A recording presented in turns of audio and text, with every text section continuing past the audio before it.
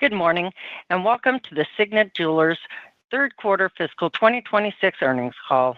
Please note this event is being recorded.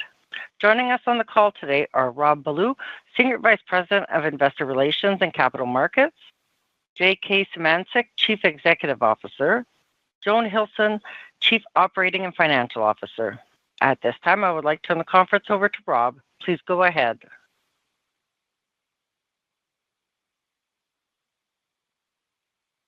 Good morning. Welcome to Signet Jewelers' third quarter fiscal 26 earnings conference call. During today's discussion, we will make certain forward-looking statements. Any statements that are not historical facts are subject to a number of risks and uncertainties. Actual results may differ materially.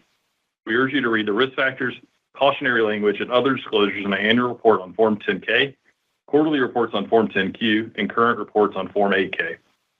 Except as required by law, we undertake no obligation to revise or publicly update forward-looking statements in light of new information or future events. During the call, we will discuss certain non-GAAP financial measures. For further discussion of the non-GAAP financial measures, as well as the reconciliation of the non-GAAP financial measure to the most directly comparable GAAP measures, investors should review the news release we posted on our website at ir.signetjewelers.com. With that, I'll turn the call over to J.K. Thanks, Rob, and good morning, everyone. I'd like to start the call this morning by thanking our team. Your efforts to date are delivering meaningful progress to this first year of Grow Brand Love while driving near-term momentum in our performance. Thank you for your hard work and commitment to our customers as we enter our critical holiday season. There are three key takeaways I'd like to leave you with today. First, we delivered our third consecutive quarter of positive same-store sales and grew adjusted operating income double Q3 of last year. Second, our efforts to expand merchandise margin are delivering meaningful and sustainable results that have worked to drive operating margin expansion and offset pressure from tariffs and commodity pricing. Third, we believe we're well-positioned for the holiday season with a focused assortment aligned to key categories and price points supported by a modernized marketing approach. Turning to the quarter, we delivered 3% same-store sales growth to this time last year. Our three largest brands, Kay, Zales, and Jared, delivered a combined same-store sales performance of 6% to last year. That reflects our intentional focus on the core of our business with growth in both bridal and fashion categories. The results that we delivered this quarter are also a reflection of our brand equity work, assortment strategy, and a refined approach to pricing and promotion. Further, the reorganization under Grow Brand Love has empowered brand leaders to act swiftly on decisions that drive brand equity, fueled by a strengthened center of excellence that leverages our scale. Building on that, I'd like to highlight a few of the more significant factors in our Q3 results. Within merchandise, we delivered growth across all categories: bridal, fashion, and watches. This performance underscores the strength of our assortment architecture and ability to respond to evolving consumer preferences. In bridal, continued focus on differentiated offerings and strategic pricing resonated most for mid-tier consumers, with Kay, Zales, and Peoples all delivering high single-digit sales growth or better. This strong growth was led by long-standing brand collections like Neil Lane, Vera Wang, and Monique Lhuillier. In fashion, Jared delivered 10% comp sales growth, reflecting strong performance in diamond, gold, and men's jewelry, bolstered by strength of recent collections like Italia d'Oro. Alongside that, we continue to see runway in the fashion category, particularly in lab-grown diamonds, or LGDs, which expanded penetration to 15% of fashion sales this quarter, roughly double last year's rate. In marketing this quarter, we are making progress on modernizing our playbook. This includes a more robust full-funnel media strategy, amplified social media and digital-first-led content, as well as brand ambassadors like Antonia Gentry and Chloe Fineman to drive buzzworthy campaigns. We continue to see double-digit growth in impressions off a low to mid-single-digit increase in spend from this updated approach. At Jared, we're using story-led marketing to drive results. This quarter, Jared launched its Storied Diamond collection in partnership with De Beers. This collection uses blockchain technology to track a stone's journey from its origin in Botswana all the way to its final setting in Jared's collection. Alongside this, we premiered A Diamond is Born, a documentary by Academy Award-winning filmmaker Luc Jacquet. This documentary details the diamond's journey as well as the lives that it enhances along the way. We look forward to seeing the impact of this campaign over the holiday as early results are driving traffic. My second key takeaway today relates to our efforts to expand merchandise margin. Year to date, we have delivered 50 basis points on merchandise margin expansion, with 80 basis points for Q3, despite a significant impact from tariffs and increases in gold costs.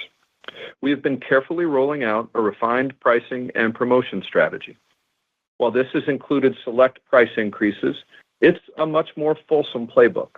We are carefully turning the dials on how many days our brands are on promo, what items are eligible, and depth of discount, particularly during periods where there is no pre-existing consumer expectation for value shopping. Promotion can be an effective traffic driver, but over-reliance on it can impact brand equity and ultimately leave money on the table. Brand equity also helps drive margin expansion. Jared is furthest along with its brand identity work and overall pricing and promo strategy, leading to 25% reduced discounting to Q3 last year. Lastly, our high-margin services business is also growing faster than merchandise and helping expand margins. It's the overall combination of these efforts driving year-to-date results despite pressure from tariffs and notable increases to gold costs. With regards to the current tariff landscape, and specifically India, we believe that we have mitigated a majority of the higher rates through strategic sourcing and the merchandise margin actions I've detailed, and will be the same levers we look to as we set our sights on the year ahead. Turning to the holiday season, based on customer insight and preferences, as well as learnings from last holiday, we have taken a decisive inventory position in key gifting items at targeted price points. This strategy includes on-trend categories like LGD fashion, men's fashion, gold jewelry, and colored stones. For example, we've made a material investment in LGD fashion at price points below $1,000 compared to last holiday. We're also being strategic in our marketing spend this holiday. More than 70% of adults now stream as a primary way to watch video. So we continue to rebalance the channels we spend into in order to drive efficient reach. This work will be even more important as we navigate a period of lower U.S. consumer confidence. We've taken action to meet the more pronounced value expectations of consumers this season with a well-balanced assortment and promotional cadence. Delivering on holiday is our highest near-term priority, and our Grow Brand Love strategy continues to set the stage for sustainable long-term growth. Summarizing my key takeaways today, first, we delivered our third consecutive quarter of positive same-store sales and grew adjusted operating income double Q3 of last year. Second, our efforts to expand merchandise margin are delivering meaningful and sustainable results that have worked to drive operating margin expansion and offset pressure from tariffs and commodity pricing. Third, we believe we're well-positioned for the holiday season with a focused assortment aligned to key categories and price points and supported by a modernized marketing approach. With that, I'd like to turn it over to Joan. Thanks, JK, and good morning, everyone. Revenue for the quarter was approximately $1.4 billion, with comp growth up 3% to last year. This reflects the expansion of average unit retail of 7%. Unit performance improved sequentially, while still down to last year, driven by a better performance at Banter and Zales. Fashion AUR grew 8%, largely on assortment mix to LGD fashion, which carries a higher AUR, as well as higher gold prices. Bridal AUR grew 6% in the quarter, reflecting a growing mix of LGD wedding and anniversary bands, which also carries a higher AUR than other bands. Importantly, services grew high single digits in the quarter, with nearly 5 consecutive years of positive comps. We saw growth in extended service agreements, or ESAs, which saw attachment rates up over 1.5 points in the quarter. This reflects higher attachment online for bridal and higher in-store attachment in fashion. Moving on to gross margin, we delivered a rate expansion of 130 basis points to last year. This was led by merchandise margin expansion of 80 basis points, which J.K. detailed a moment ago. We also delivered 30 basis points of occupancy leverage, reflecting the efficiency within our operating model to expand margins on a slightly positive comp. Lastly, we drove a 20 basis point improvement from distribution efficiencies, taking advantage of higher gold prices by accelerating scrap recovery, as well as better shrink performance. The SG&A rate for the quarter was nearly flat, despite a 70 basis point impact from higher incentive compensation. Excluding the incentive compensation, SG&A improvement reflects more efficient marketing spend and store labor planning, as well as favorability in transaction fee costs. Adjusted operating income was $32 million for the quarter. This result is ahead of our guidance equally on higher sales and operating efficiencies across gross margin and SG&A. The combination of our capital allocation strategy, further tariff mitigation efforts, the improvements in our operating model, and the focus on the 3 largest brands led to a more than 2.5 times increase in adjusted EPS. Turning to real estate, the work to refresh stores this year is already delivering mid-single-digit sales lift to stores recently renovated at Kay, Jared, and Zales.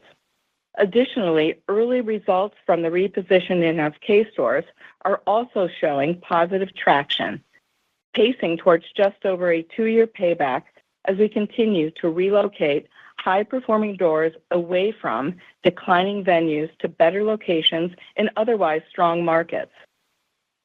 Now turning to the balance sheet, inventory ended the quarter at $2.1 billion, down 1% to last year, despite a nearly 50% increase in gold costs and higher tariffs. Cash ended the quarter at $235 million, with total liquidity of approximately $1.4 billion with an undrawn ABL. Free cash flow improved by more than $100 million for the quarter and by more than $150 million year-to-date from timing of receipts that will shift payment to the fourth quarter and inventory discipline. We repurchased approximately $28 million, or roughly 300,000 shares in the quarter, bringing our year-to-date repurchases to nearly $180 million, or 2.8 million shares, which represents more than 6% of the diluted shares outstanding. Our remaining repurchase authorization is approximately $545 million. Turning to guidance, we are modestly updating our expectations. This includes raising the low end of our full-year guide to reflect our beat in the third quarter, further tariff mitigation efforts, and a measured outlook for the fourth quarter. This measured outlook reflects external disruptions since late October and potential continued softness in consumer confidence. We believe it prudent to have a cautious approach to guidance given we've seen softer traffic in the past 5 weeks, particularly among brands with more exposure to lower to middle income households. We are raising our full-year same-store sales low guide to down 0.2% and maintaining our high guide of plus 1.75% and introducing a fourth quarter same-store sales range of plus 0.5% to down 5%. With just over 70% of the quarter to go, we're well within that range. Our guidance assumes merchandise margin rate to be roughly flat to a slight increase in the quarter, providing some flexibility for the current macro environment. We are raising our full-year adjusted operating income low guide by $20 million to $465 million and maintaining our high guide of $515 million. This translates to an increased adjusted EPS range of $8.43 to $9.59 per diluted share, inclusive of share repurchases to date. Lastly, we're introducing a fourth quarter range of $277 to $327 million of adjusted operating income. We also continue to expect $145 to $160 million in capital expenditures for the year, inclusive of pulling forward real estate spend to take advantage of the strong returns we've seen to date. Before we turn to Q&A, I'd like to thank the team for your dedication, resilience, and focus this year. I wish a happy and healthy holiday season to you and to your families. Operator, let's now go to questions. Thank you. Ladies and gentlemen, we will now begin the question and answer session. Should you have a question, please press star followed by the 1 on your touch-tone phone. You will hear a prompt that your hand has been raised. Should you wish to decline from the polling process, please press star followed by the 2. If you are using a speakerphone, please lift the handset before pressing any keys. One moment, please, for your first question. Your first question comes from Paul Lejuez with Citi. Your line is now open. Hey, thanks, guys.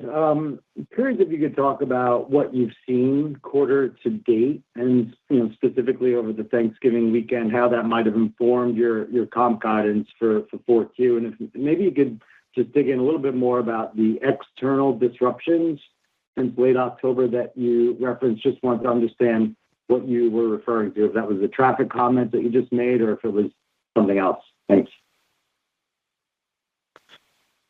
Yeah, Paul, thanks for the question. I think we've been pretty cautious as it relates to Q4 all year long, and our guide we're maintaining a little bit of softness at the start of November, which obviously you've seen everything from consumer confidence surveys to issues with government shutdown, SNAP. Our consumers are dealing with a lot, and what we saw, quarter to date is really, seeing that play out a little bit, most notably in the brands that have, a greater density of lower and middle income customers. Outside of the U.S., consistent trends in those brands of ours that have more exposure to high income customers. We're still seeing, spends be consistent. And so, while we've watched, moderation of that and really believe that, the holiday is going to happen per normal and that, we've got confidence in our plan moving forward, we also didn't feel like that, that prudence around Q4 was wrong. We've been pretty consistent in that guide all year, and I think this is a reflection of that. As far as the weekend, we don't. I don't know. What I've learned as I've looked through our data and seen play out is, first of all, Black Friday to Cyber Monday is just not as big of an impact on our quarter. If you look at the month of November, it's 25% of our total quarter. So for us, December is a whole lot more important, and good Black Friday, bad Black Friday in between really has very little bearing on our results. Our overall performance is so much more tied to those 10 days leading into Christmas. When you look at the volume, those days are more important than the whole month that we just finished. I think we've seen fairly consistent results quarter to date, from all the way through Black Friday. So no big change there, and no call for pessimism. But I think we're right to be guarded, and I do think we've got a customer that is going to be more intently focused on value as they come through the holiday, and our guide and our actions are really focused on that. The only thing that I would add to that, JK, Go ahead, John. Sorry. Well, I was going to add that the guide that we've given and what we've said in our prepared remarks is that we believe we're well within the top line guide for the fourth quarter, which is important. And to JK's point, we have 70% of the quarter ahead of us. And so at this position, we believe it's prudent to be conservatively positioned and provide for variability in consumer spending. Got it. And then I guess just to follow up on the 10 days leading up to Christmas, obviously I think you kind of had a miss there last year. So was it your expectation that once we get to that point that you would see an acceleration in sales as we move to that period within the quarter?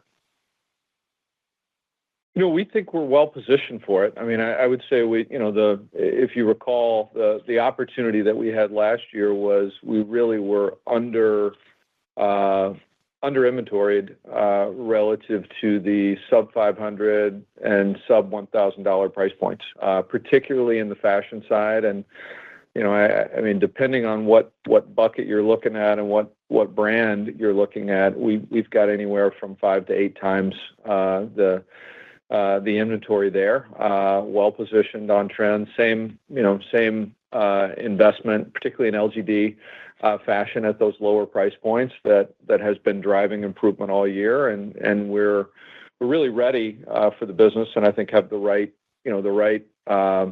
promotional cadence set up to be able to support what's going to resonate with customers. So we're certainly building towards that, and I think that we're positioned to be able to deliver value to customers during that time period, which also should represent an opportunity for us to drive performance different than last year. You got it. Thank you. Good luck. Yeah. Thanks, Paul. Appreciate the question. Your next question comes from Lorraine Hutchinson with Bank of America. Your line is now open. Thank you. Good morning. So last quarter, you spoke to the low end of guidance if the India tariffs remained. What were the key mitigating factors that had the biggest impact to allow you to raise that low end today? Yeah, I appreciate the question, Lorraine, and maybe more importantly, I appreciate the work our team has done to deliver it.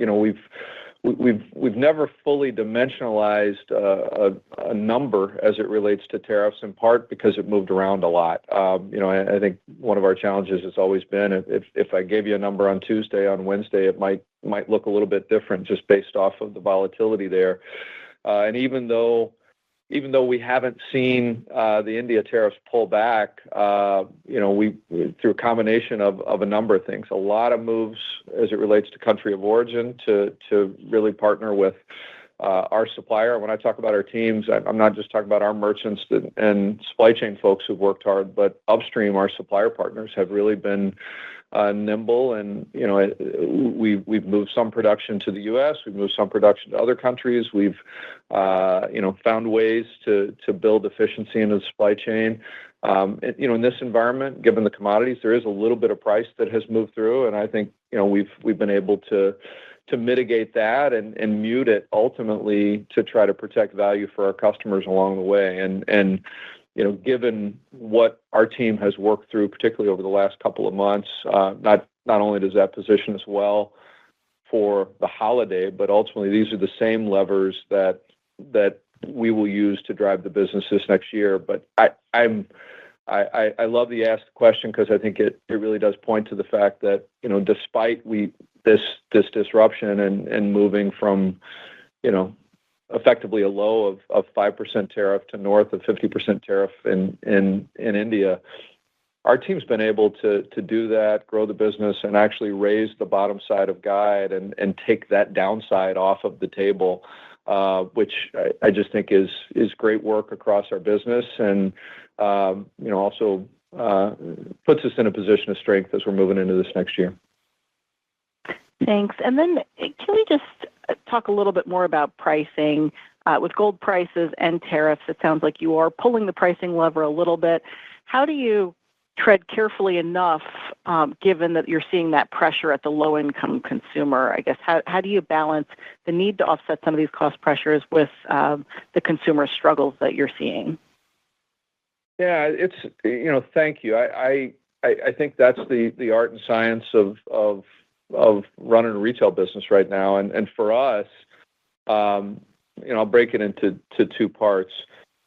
gold as a straight commodity is, and when you think about that, think about, more gold forward pieces or things like gold chain, for example, that are all about gold. I think historically we've seen that customers understand that's a commodity market. They understand the value associated with it. And as we pass along the fluctuations of price that are purely commodity driven, we generally see customers recognize that value, and we're obviously tethered to a market and look to leverage our scale and strength of supply chain to make sure that we're offering the right value proposition relative to the rest of the market. I think our team does that well, and historically we've every time we see what we think may be a ceiling, we recognize the consumer understands that commodity price and tends to be resilient because of the residual value of what they're buying. And so, we may see a little bit of a drop off in units in gold as a result of some of those price increases, but from that plays out across the market, and we know how to navigate that pretty well. In the case of tariffs and/or the other side of that coin, that's where it really becomes important for us to think about design, and all of the elements of a piece of jewelry, and how do we leverage design and our supply chain and supplier partner base to really drive sharp adherence to some of these key price points. And I think that is more important this time of year than ever. If I look at a business like K, for example, sub $500, we're significantly higher in inventory and positioning than where we were last year, because we know that's going to be critically important to that customer. That customer, will understand those key price points, whether it's that item that I buy for $199 or $299 or $500, and we work hard to engineer product that still delivers value proposition and carries that emotional value, but can stay within the price point ranges that make sense for the holiday. Thank you. Your next question comes from Randy Konik with Jefferies. Your line is now open. Great. Thanks a lot. I guess, Joan, maybe what would be helpful is to kind of hindsight fourth quarter last year, maybe give us a little bit more color on, if not quantitatively, more qualitatively, how the quarter played out and kind of how you think about that as it pertains to, for fourth quarter this year. I think you said that the 10 days, 14 days, whatever it was before Christmas last year were pretty difficult, providing opportunity. So it'd just be helpful to kind of get some perspective on, how everything kind of played out last year, to give people some perspective how things should, maybe play out this year. And then as a follow-up to that, commentary, maybe JK can give us some perspective of what you're kind of instructing teams to do, to execute, the holiday season, to make it a success. You've done a good job or done work around marketing and merchandising. So just kind of give us your thoughts on what you're instructing everyone to kind of get done over the next, 30 to 60 days. Thanks, guys. So thanks, Randy. With respect to last year, it was clear that we had assortment gaps in key gift-giving price points, particularly under 1,000 and even more so under 500. And we did not have the lab-grown penetration in fashion that, particularly in fashion, somewhat in bridal, but we didn't have that penetration last year. This year, lab diamonds are roughly 40% of our bridal business, and they're up to 15%, double last year, in our lab-grown fashion business. So we've closed that gap and really responded to what the customer was asking for last year that we didn't have, and we've now bridged that gap. So we feel strongly about this assortment architecture that we've been able to put forward. Importantly, Randy, the next step of that is we need to be in depth position in key price points in key styles.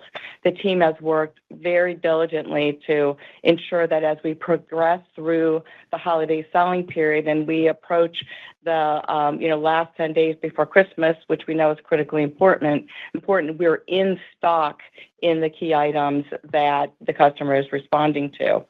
One of the things that we're seeing that gives us confidence is that our conversion from quarter to quarter has been relatively consistent. So we believe as we get closer to the holiday selling period, we're seeing strength in our traffic and brick and mortar. It's stronger. That will bode well for us on top of the conversion metric that has remained relatively consistent. So that speaks to, for us, the strength of our assortment and closing that gap. We also have fortified post-holiday selling. It's as you'll recall, we lead up to Valentine's Day in the month of January. It's not as big of a holiday for us, but it's an important holiday for us. And we've ensured that we are in stock and have receipt flow, post the holiday selling season, which will bode well for the first quarter of next year.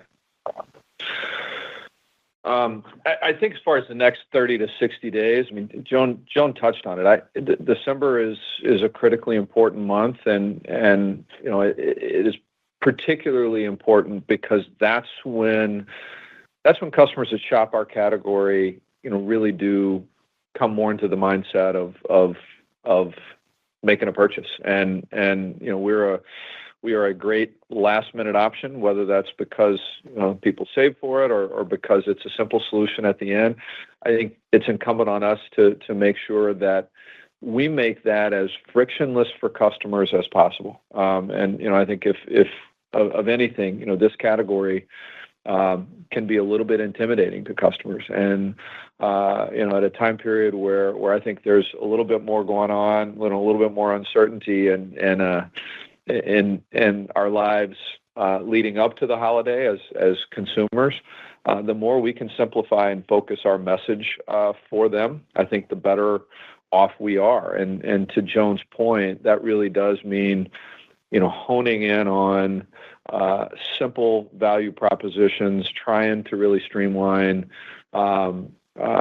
promotions so that it's less complex and we're much more straightforward with customers around what the value proposition is. I think that's a risk, and one of the things we've learned as we've looked at the consumer response this month is simpler is better. And so the more we can simplify that and be straightforward, the better off we are. And then from an operational standpoint, it is about making sure we've got inventory in the right place, that we maintain depth, and in particular, have product available not only for shipment online, particularly in the first half of the month, but as we move towards the end of the month, it's about having product available in store so that we can focus on the biggest opportunity we have, which is conversion. What we're seeing is some modest improvements in conversion. So that was the opportunity last year. If we're really honest about our shortfall, particularly in those 10 days,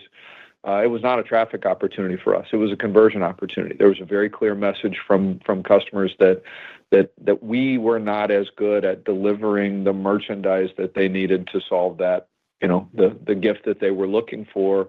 We're much better positioned today to do that. I think you see that, playing out in our Q3 results when you look at strength across all categories. And so, now it really is about making sure that we get that message in front of people simply. We're executing tightly and have that inventory we've invested in available at the point of purchase. And then ultimately, we're doing what we can from an operational standpoint within all the brands to convert and get them on their way to celebrating the holiday with loved ones. Great. And then when you think about the bridal category versus the fashion category, just as an industry, how do you feel about those two different sectors? And then when you think about architecting the business over the next and changes to it over the next 12 to 24 months, are you thinking about changing the balance between bridal and fashion at all? Any changes you're contemplating? Thoughts on the portfolio? You keep talking to a distortion of capital towards the mega brands of Kay, Zales, and Jared. Just kind of curious on how you're thinking about the next 12 to 24 months of kind of moving things around the chessboard.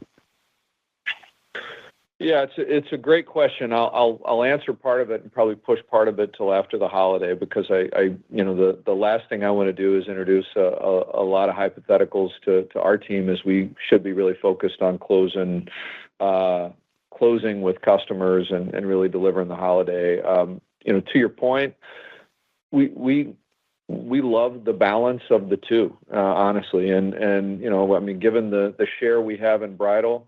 We want to maintain that dominance, but we recognize that that it is harder to gain outsized growth there because we do sit in a position of dominance. We certainly don't want to cede that.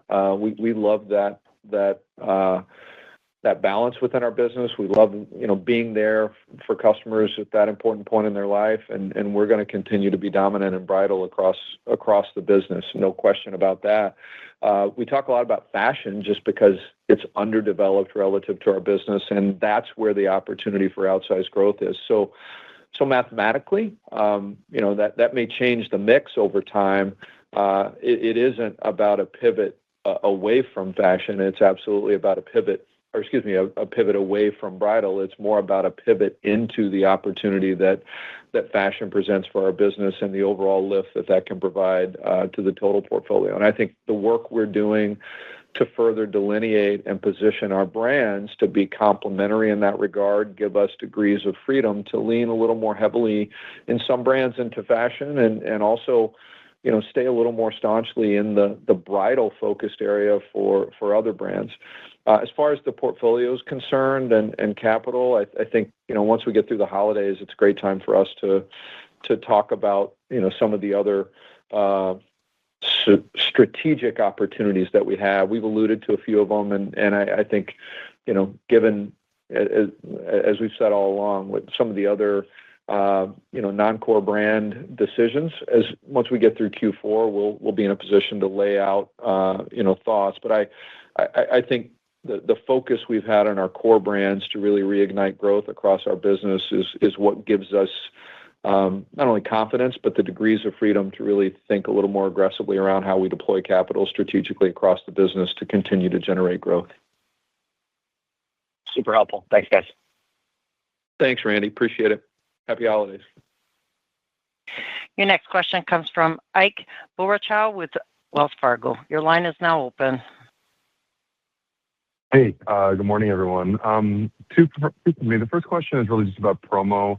Maybe JK or Joan, could you talk about the Black Friday week? What your strategies were? Did you deviate from those at all? And then kind of how does promo play into the cautious commentary? So understanding the comp guide, but just kind of curious how your markdown strategy is planned for the holiday today.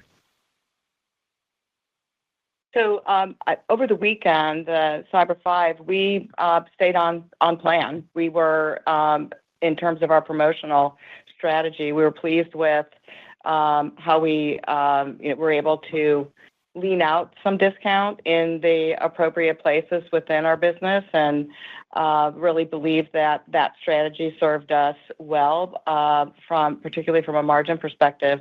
As we head into the holiday selling season, I would say that we are into peak selling. We have a plan that gives us flexibility. I noted that our guide for the fourth quarter gives us allows for some variability in consumer spending, and I believe, and we believe as a team, that that's a prudent measure, just as we navigate our way through the next 70% of business in our quarter. So it's important that we retain that flexibility. The discounting, as we think about it, one of the things from an earlier question is our assortment architecture that we've created for the fourth quarter gives us those price point buckets, Ike, that really allow us to serve customers at different levels under $1,000, and it provides for the variability in consumer household incomes that our portfolio spans in terms of the mid-market. So our strategy allows for that not only in promotion, but in assortment architecture. We believe that's just as important. We have a nice assortment in what we would consider wow price points with depth in those styles that can serve customers under $1,000 and under $100. So it's really about understanding the customer for each of the brands.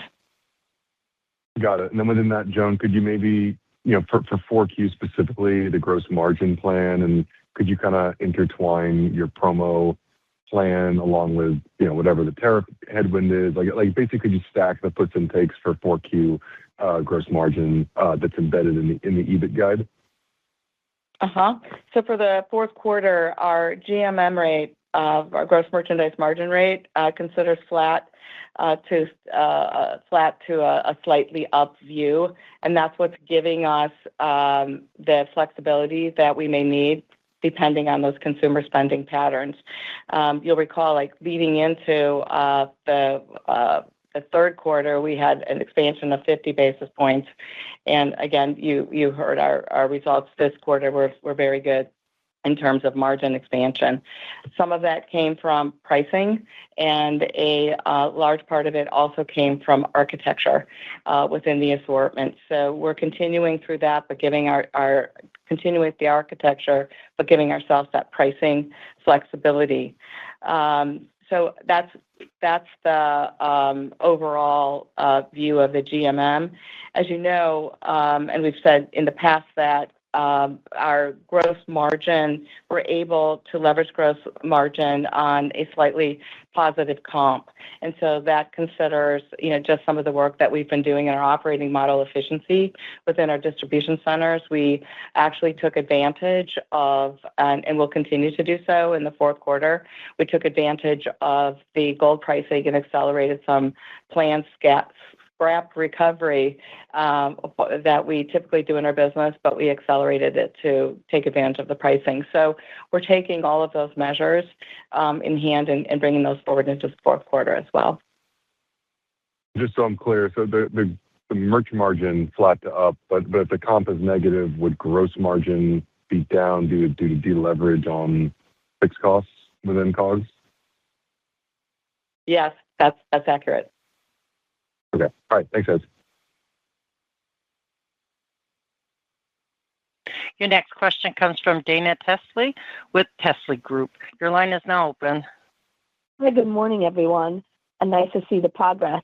I think you had mentioned about some of the smaller banners like James Allen or Banter for the second half of the year, a guide towards the 60 to 90 basis point margin drag. Is that still in place, or has anything changed there? And two other things, given the upcoming holiday season and the opportunity for this year, what is the percentage of newness that you're thinking about in the assortment, whether for bridal or fashion for this fourth quarter? And Joan, any updates on the real estate optimization plans? Thank you. So I'll start with James Allen. Right now, our guide would assume that it would negatively impact comps by 120 basis points. It's been relatively consistent, throughout the back half. We've seen some slight improvement in certain, periods of time, but overall, that's the negative impact that we would see on overall comp. We saw it in this quarter, and we would expect the same in the fourth quarter. With respect to newness, we target roughly 30%, Dana. The most important part of that is what is the content of the newness and the depth in styles. And so in the past, we may, as we saw last year, we had a breadth of assortment, but weren't deep enough in styles that were resonating with the customer. So while the percentage is important, it's the content and depth of the key item that's most important. And then the real estate update, I mentioned it in my prepared remarks, but we're very pleased with the results in our refresh program.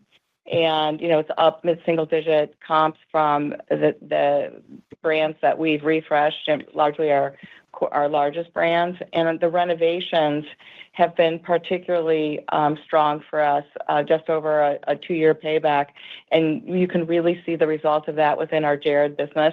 The team has done a terrific job in bringing to the customer a more modern view of that brand and upscale the interior to meet the product assortment that has been leveled up from an offering perspective, but obviously while maintaining the right assortment architecture to cover a wide range of price points. So really pleased with that. We still intend to close up to 100 stores this year.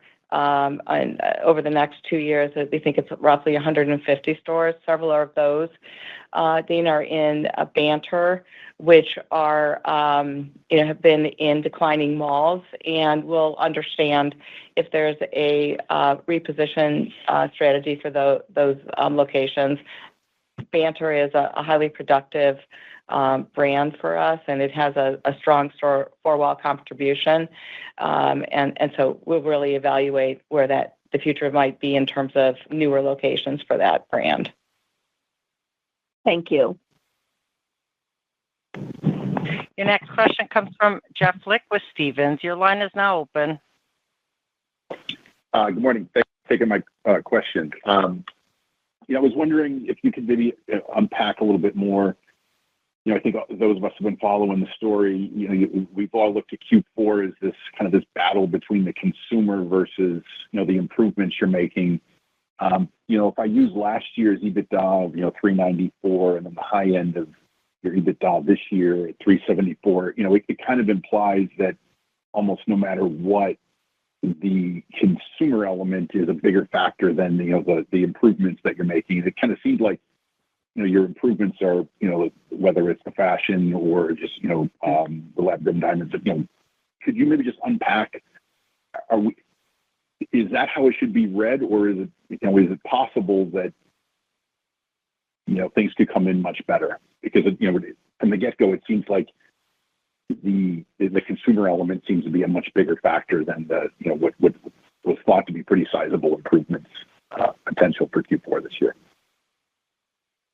Yeah, Jeff. Maybe Joan and I can tag team this one. I think there's two things to unpack there. As far as any sort of guardedness on Q4, I do think from day one, of this year, we have, despite the opportunity for improvement and top line for Q4, we've been a little bit guarded, just knowing that some of the consumer uncertainty, what that may mean to the competitive landscape, and want to retain the flexibility to be responsive in the market to their needs, as well as some of the curveballs as it relates to cost, not just on the commodity side, but especially with tariffs. Those have all been considerations and led to what has been actually a pretty consistent guide for Q4 from day one.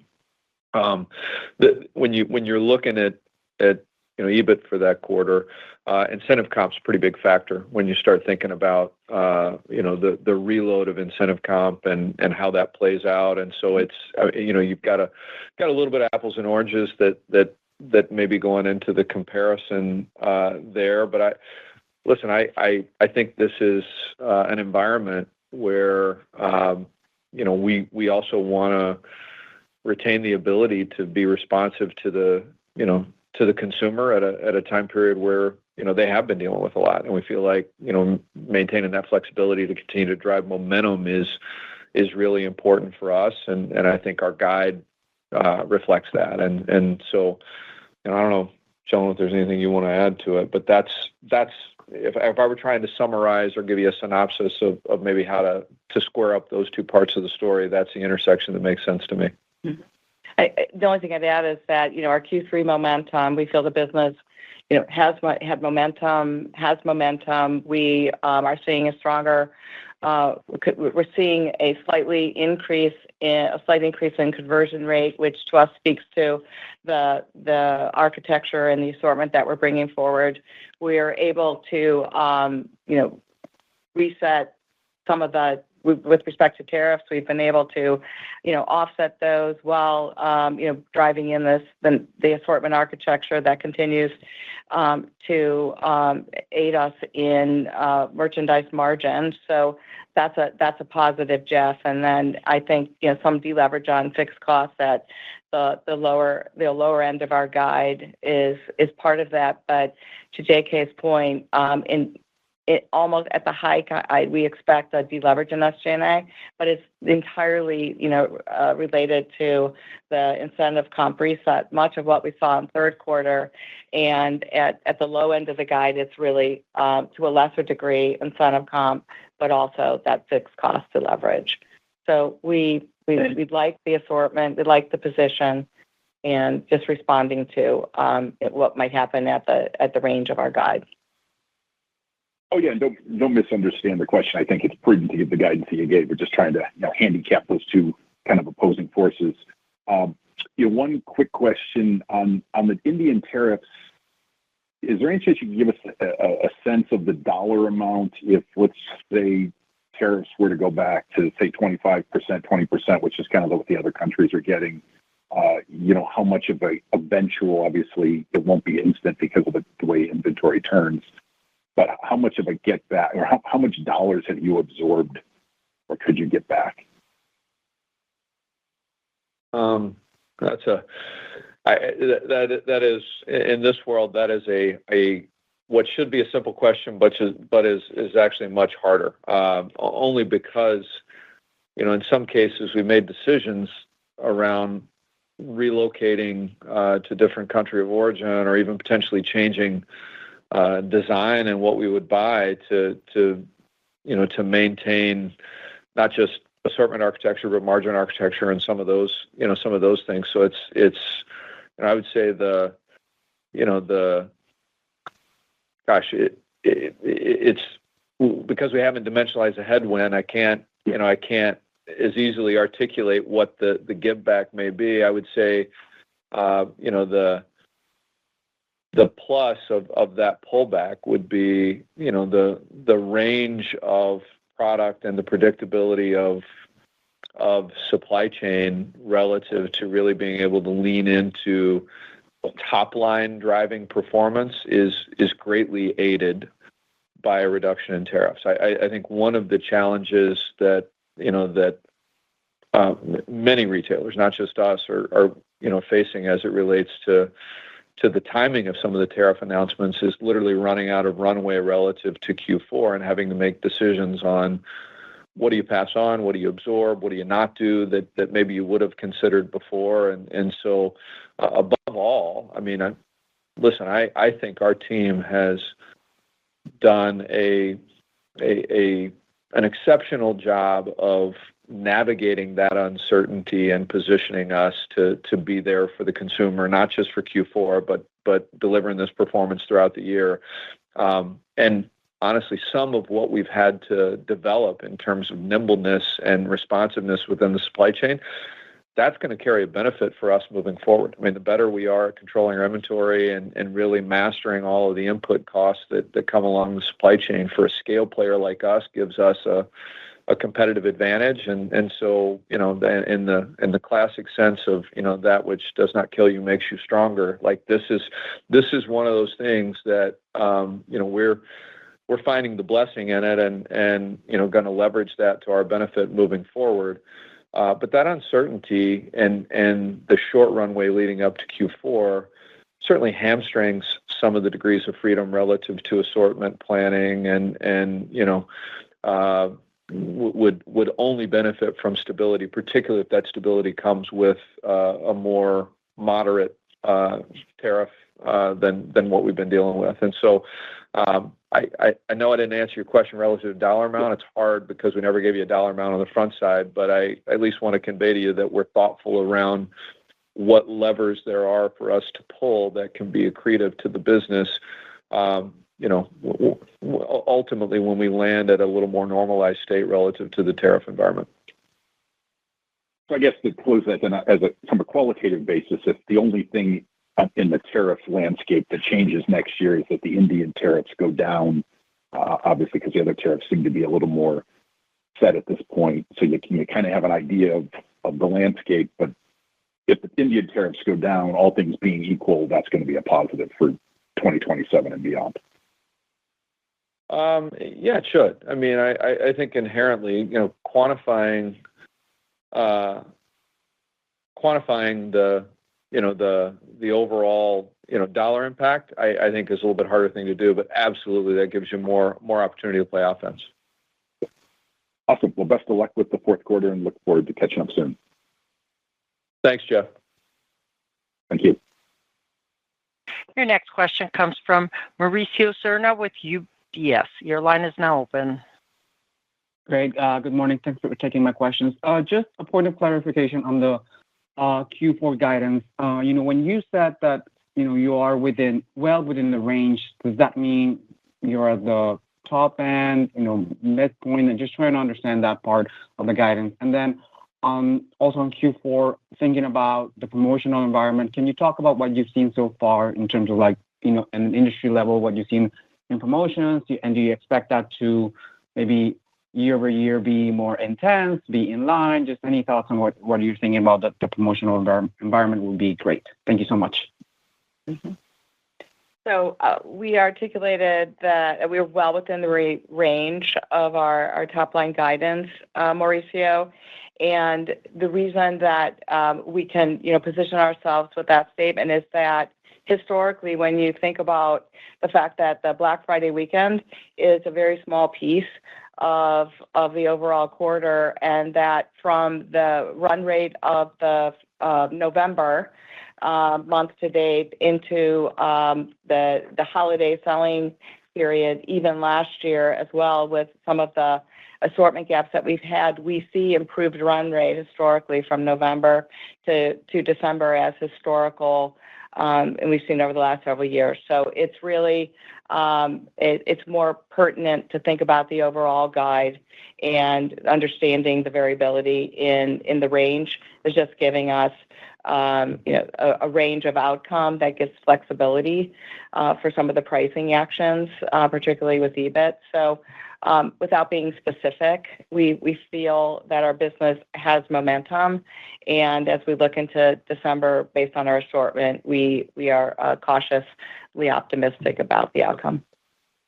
And I think as far as promotion is concerned, I just think in this kind of consumer environment, it's wise for us to be prepared for it.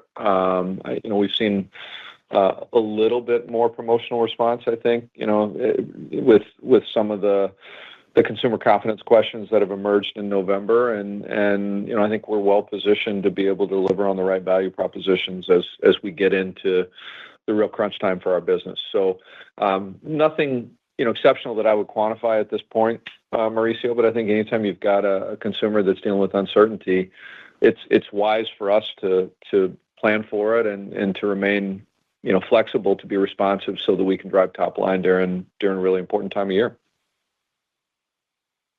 Got it. Thank you so much, and good luck on Q4. Yeah, thanks, Mauricio.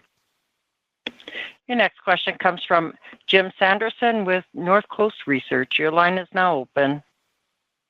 Hey, thanks for the question, and congratulations on the great third quarter. I wanted to dig in a little bit more to the fourth quarter guidance, the lower range, the -5%.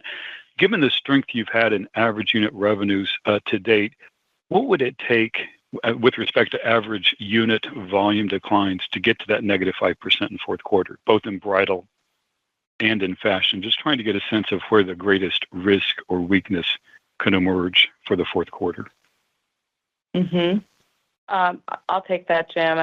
With respect to the low end of our guide, bridal units would be down roughly mid-single digit, and which would also, fashion units would also be down, similarly. So that's the view of units. We feel that even at the high end of the guide, bridal can be down low single digit in Q4 and achieve our guidance. And so we feel very good about the performance that we're seeing in bridal, particularly in our large brands. We're seeing a high single digit comp in bridal in Kay Zales and Peoples, which is not one of the larger brands, but it's doing quite nicely. So feel good about the positioning of where the guidance is positioned relative to bridal and to fashion. All right. So, but to make sure I understand, even at the higher end, you would expect units to be down, let's say low single digits for the bridal category. That's the right way to look at it. Okay, That's understood. correct. And thank you. And just a question on the promotional environment. Are you satisfied with your promotional price position relative to peers as you entered to the December holiday season? Yeah, it's a great question. We are, but I would also tell you this is a time period where, as people adjust, we also scrape the market and make sure that we're really well positioned. I think the dynamic nature of this environment and just given not only what we've talked about relative to the consumer, but just the compression that happens between now and the holiday. I think we're focused on staying vigilant, and particularly when everybody is dealing with some input cost changes. I think that that creates a little more focus, certainly on our part, to make sure that in these commodity-based categories or in any of the key price point offerings that we really maintain the kind of competitive positioning that makes sense. And so, I think we've balanced that really nicely over the course of the year, being less promotional, more broadly, focusing promotion where it makes sense, but also not being gratuitous and eroding, brand equity in the process. And I think the other benefit of that is it enables us to really focus our value messaging to customers in a stronger way. We obviously watch the landscape and want to make sure we're maintaining that momentum as we go into such a critical time period. Also, not losing the progress that we've made relative to some of the discipline around pricing architecture that's paying dividends for us. So that's where we're focused. I think more than not, we feel like we're in the right position. And when or if we have found any categories or subcategories within a brand where we don't like, then we've got the flexibility to also remix and manage it accordingly. So we're delivering the right value. All right. Thank you very much. Yeah. Thank you for the question, Jim. There are no further questions at this time. I will now turn the call over to J.K. Symancyk for closing remarks. Okay. Thank you, everyone, for joining us today and for your interest in our business. We are fully focused on the critical holiday selling period, and we're confident in our strategy and our team's commitment to deliver results.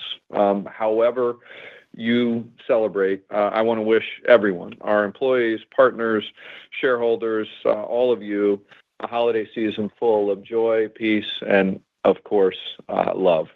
Look forward to speaking with you next quarter. Goodbye.